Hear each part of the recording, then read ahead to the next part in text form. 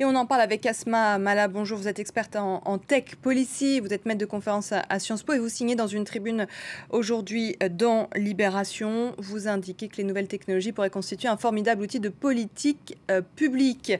Merci d'être en direct sur France 24. Alors pour vous, ces outils de surveillance devraient plutôt agir comme un outil de compréhension que d'un outil de répréhension, mais c'est un travail qui paraît quand même à long terme.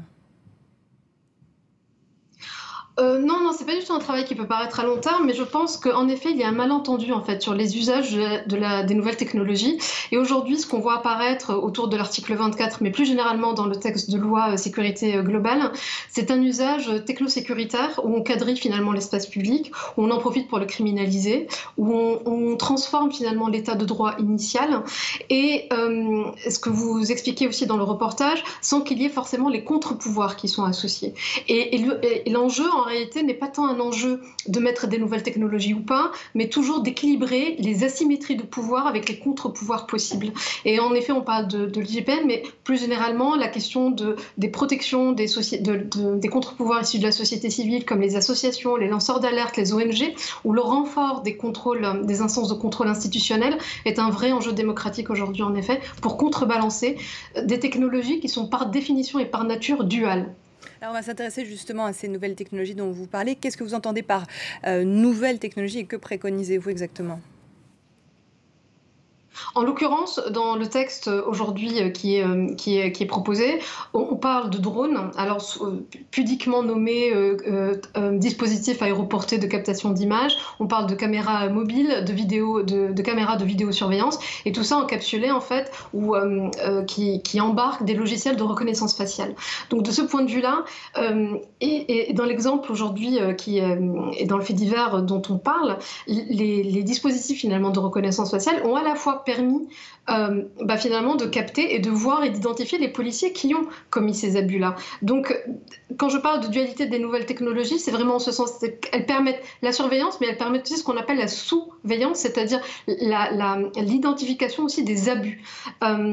Et plus généralement, en termes de nouvelles technologies, puisque c'est le sens de la question, il y a toute la question de l'intelligence artificielle au service de la politique sanitaire, de l'identification d'un certain nombre finalement d'enjeux de société, de l'open data, etc., qui peuvent en réalité avoir des vrais usages vertueux, ou la modernisation de l'État, on parle beaucoup d'État-plateforme, mais qui serait au service réellement du citoyen autour d'un nouveau contrat social qui soit vraiment transparent, clair, avec une vraie littératie, ce qu'on appelle numérique, et non pas pour simplement des usages technosécuritaires et dans des relations de pouvoir qui sont dissymétriques par rapport aux citoyens.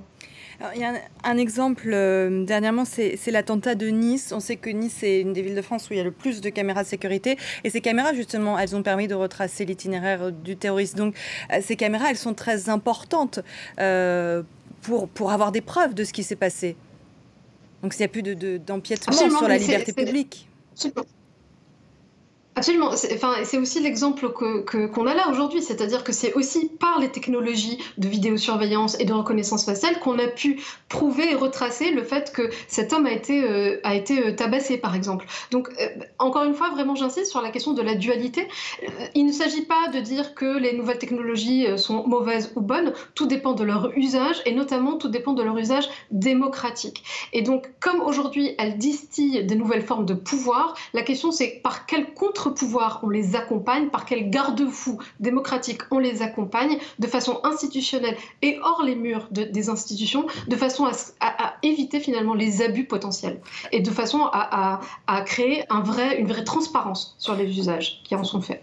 Alors justement, vous parlez de reconnaissance faciale, des expérimentations ont été très loin sur ce sujet, mais finalement elles ont été interdites par la CNIL, la Commission nationale de l'informatique et des libertés. Est-ce que finalement le fait qu'il y ait autant de commissions et d'organes décideurs en France brouille un petit peu les pistes et brouille surtout les solutions ? Alors pourquoi autant on a la CNIL aujourd'hui en effet qui a parmi ses prérogatives l'étude d'impact et donc peut avoir aussi un vrai rôle de recommandation ou d'interdiction dans des cas assez extrêmes, comme l'exemple que vous évoquiez en zone PACA, et notamment par rapport au lycée qui avait été en effet équipé de portiques avec de la vidéosurveillance. On a le Conseil d'État, il y a le Conseil constitutionnel, mais il n'y a pas tant d'instances que ça. Et par ailleurs, la petite difficulté qu'on peut avoir par rapport à ces instances institutionnelles de contrôle, c'est que leurs prises d'opposition, parfois, sont un peu ambiguës ou manquent de radicalité ou de clarté dans leurs prises d'opposition et dépendent aussi des personnes qui les composent en réalité. Or, le contre-pouvoir a besoin d'une ligne directrice beaucoup plus claire et une colonne vertébrale qui soit beaucoup plus claire que ce qu'on peut avoir aujourd'hui. Merci beaucoup Asma Mala d'avoir été en direct avec nous. Je rappelle que vous êtes maître de conférence à Sciences Po et experte en tech policy.